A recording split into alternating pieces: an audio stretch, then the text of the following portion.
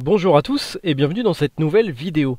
Donc dans le tutoriel d'aujourd'hui, nous allons voir ensemble comment traiter le résultat d'un scanner 3D sur Fusion 360.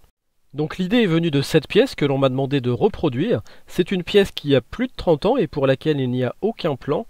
Et surtout, il y a des codes qui sont assez difficiles à prendre. Donc je me suis dit, pourquoi ne pas essayer de la scanner en 3D?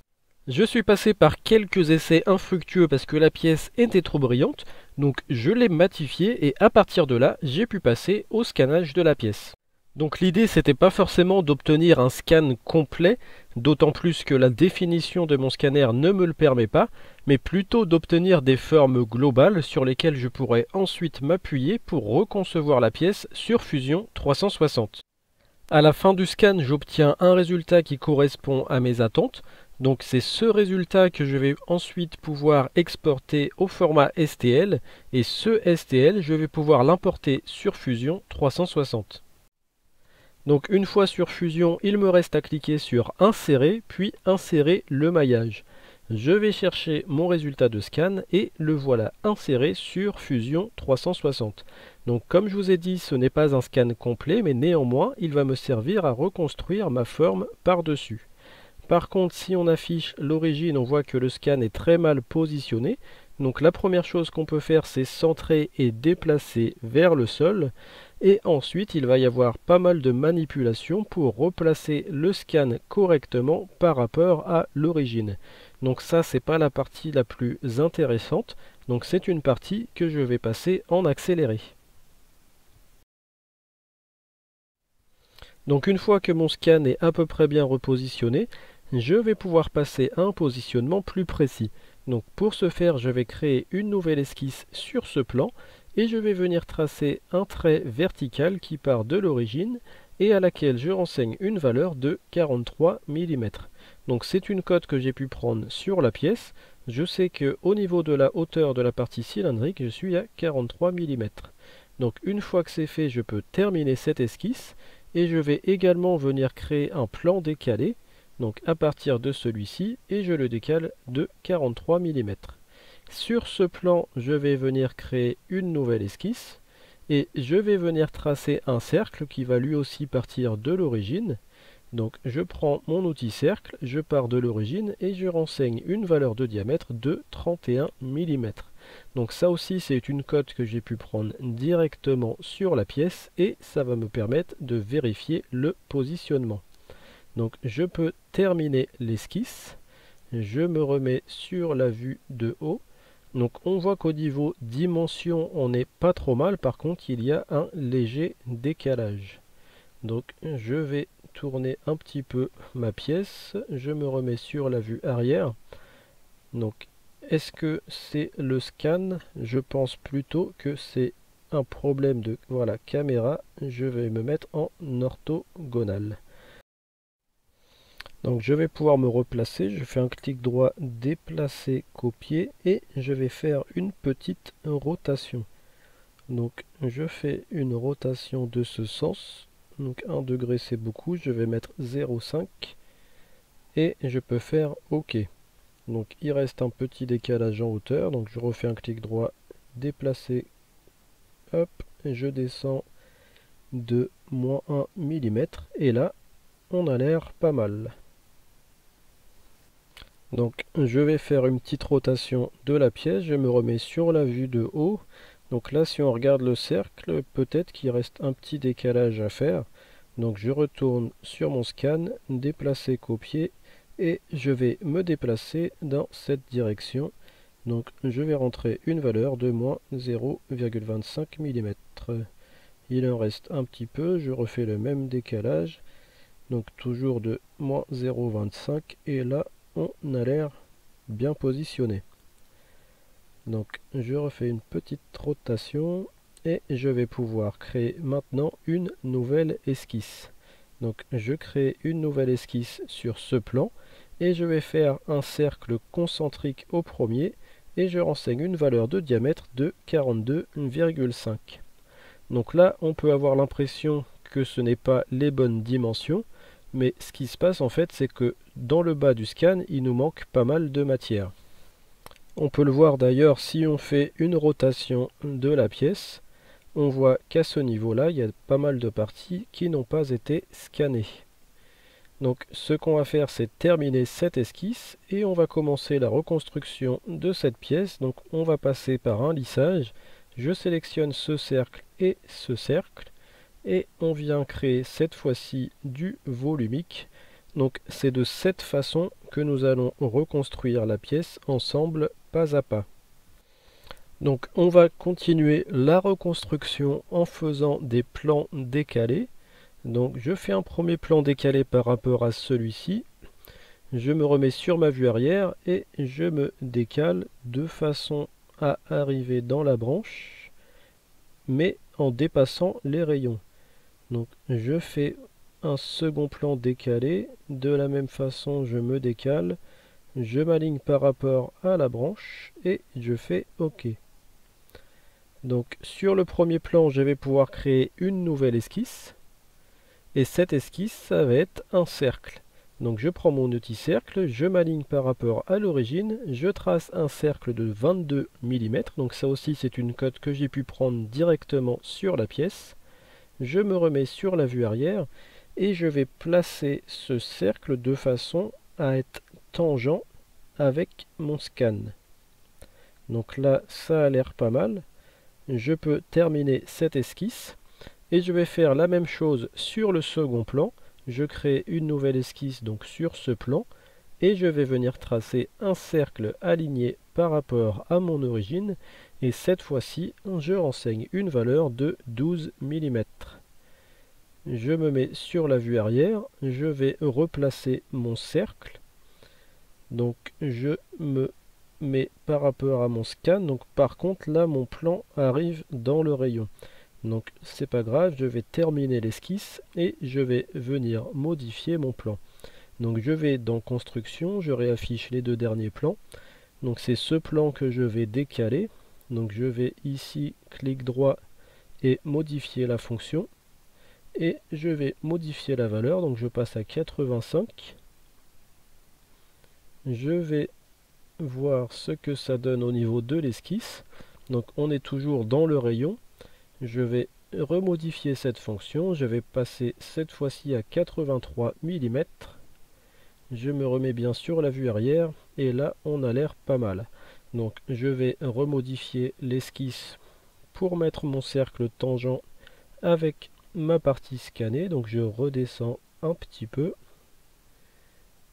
Ok, je peux terminer l'esquisse. Et là on va pouvoir poursuivre la reconstruction. Donc pour la branche, on va aussi passer par un lissage. Donc je vais dans créer, je choisis ma fonction lissage, je sélectionne ce cercle et ce cercle et je peux faire OK. Donc on a la branche qui se construit, donc on peut cacher le scan pour voir ce que ça donne. On va relier les deux parties avec la fonction appuyer-tirer.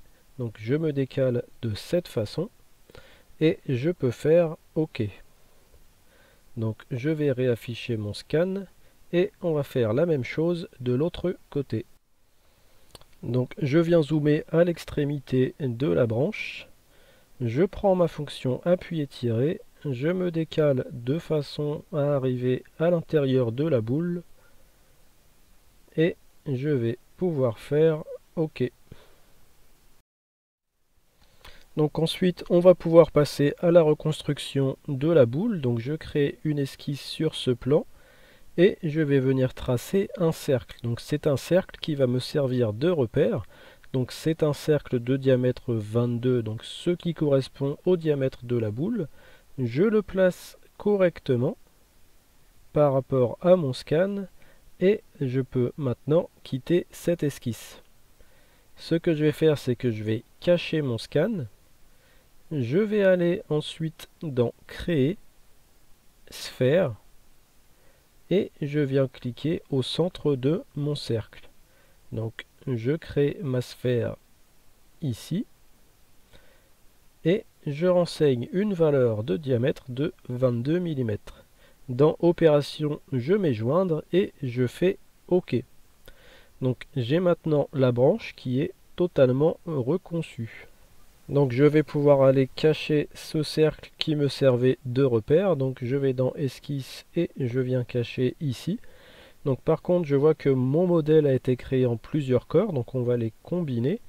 Donc je prends la fonction combiner, je sélectionne les deux corps, dans opération je mets joindre et je fais OK. Donc le fait de tout avoir dans le même corps, ça va me permettre de venir dessiner mes rayons. Donc les rayons, je vais les faire avec la fonction congé. Je viens sélectionner cette arête et je mets la bonne valeur de rayon, donc en fonction de ce que je vois sur le scan. Donc là, ça a l'air pas mal, je peux faire OK. On va faire la même chose du côté de la boule. Donc je reprends ma fonction congé, je sélectionne cette arête, je me décale pour me calquer sur mon scan. Hop, voilà, et je peux faire OK. Donc j'ai maintenant la branche qui est totalement terminée, donc avec ses rayons. Donc on va pouvoir passer à la dernière partie de la pièce de ce côté. Donc je crée une nouvelle esquisse sur ce plan et je vais venir tracer le contour de cette partie. Donc je pars de l'origine, je trace la forme approximative. Hop, je rejoins mon origine. Donc je vais zoomer un petit peu. Donc je vais renseigner une première valeur. Donc au niveau de ce trait, je renseigne une valeur de 10,5 mm. Donc c'est une cote que j'ai pu mesurer sur la pièce. Je me décale pour être tangent à ma partie scannée. Je décale également ce point de cette façon pour que mon tracé corresponde au contour de la partie scannée. Ensuite, ce que je vais faire, c'est que je vais pouvoir passer le trait ici du centre en élément de construction. Et je vais faire une symétrie de mon contour.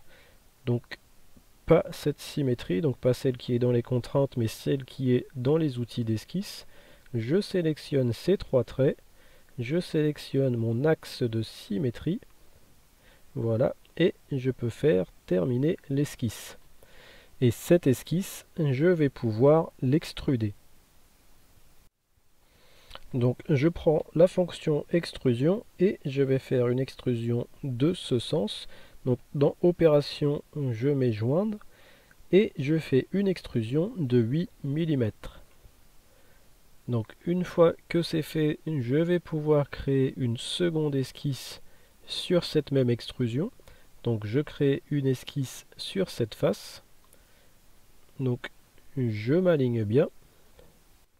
Donc je viens tracer un rectangle de cette façon. Je renseigne une contrainte de symétrie entre ce trait et ce trait par rapport à cet axe. Je viens coter ce trait et je renseigne une valeur de 8 mm. Je renseigne une contrainte de coïncidence entre ce trait et ce point et entre ce trait et mon origine. Une fois que c'est fait, je peux quitter cette esquisse. Et cette esquisse, nous allons elle aussi l'extruder. Donc je prends ma fonction extrusion, je sélectionne les deux parties qui composent mon esquisse. Dans opération, je mets joindre. Je renseigne une valeur ici de 3 mm et je peux faire OK. Ensuite, je rajoute des congés. Donc sur cette arête et de l'autre côté sur cette arête. Et je renseigne une valeur de rayon de 3 mm. Donc je peux faire OK. Donc nous avons réalisé la forme globale. Maintenant ce qui va nous manquer, c'est des dépouilles et des rayons. Donc je vais pouvoir recacher le scan et je vais aller chercher ma fonction dépouille. Donc je sélectionne ici. Non, ce qu'il va falloir sélectionner, donc je reprends ma fonction dépouille. Donc le sens de démoulage c'est celui-ci et ensuite les faces, ça va être le contour.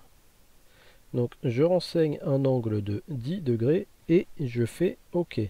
Donc nous avons les dépouilles qui sont faites, on va pouvoir passer au rayon. Donc je vais prendre ma fonction congé, je sélectionne cette arête et cette arête et je renseigne une valeur de rayon de 1 mm. Ensuite, je sélectionne cette arête et cette arête Et je vais renseigner cette fois-ci une valeur de rayon de 3 mm. Ensuite, je vais réafficher mon scan. Je sélectionne cette arête et de l'autre côté, hop, je zoome un petit peu et je viens sélectionner cette arête. Donc je vais calquer la valeur du rayon par rapport à mon scan. Donc je fais OK. Donc ensuite, je vais pouvoir cacher mon scan. Je viens sélectionner donc ma fonction congé. Je sélectionne cette arête. Hop. Je vais venir réafficher mon scan. Je modifie un petit peu la valeur. Donc là, comme ça, on a l'air pas mal. Et je peux faire OK. Donc, je refais un congé sur cette arête. Donc, je modifie la valeur. Donc, je reprends ma fonction congé, je sélectionne cette arête et je renseigne une valeur de congé de 1 mm. Donc, je peux maintenant cacher mon scan.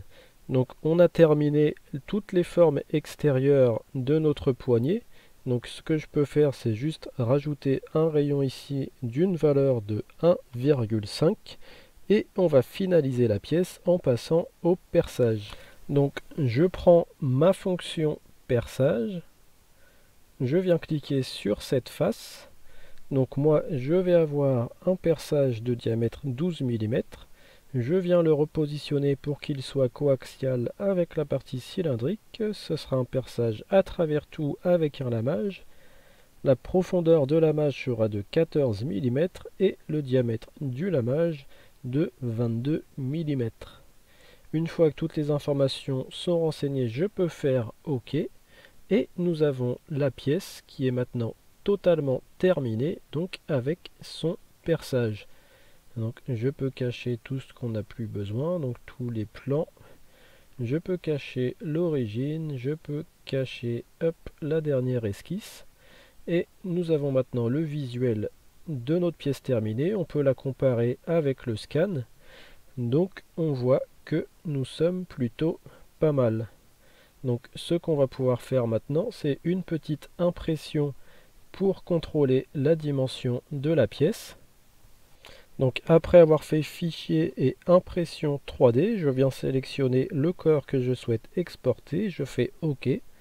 Donc ce fichier, on va l'appeler poignée et je fais enregistrer. Donc nous avons maintenant notre pièce imprimée en 3D qui nous permet de valider dimensionnellement notre conception.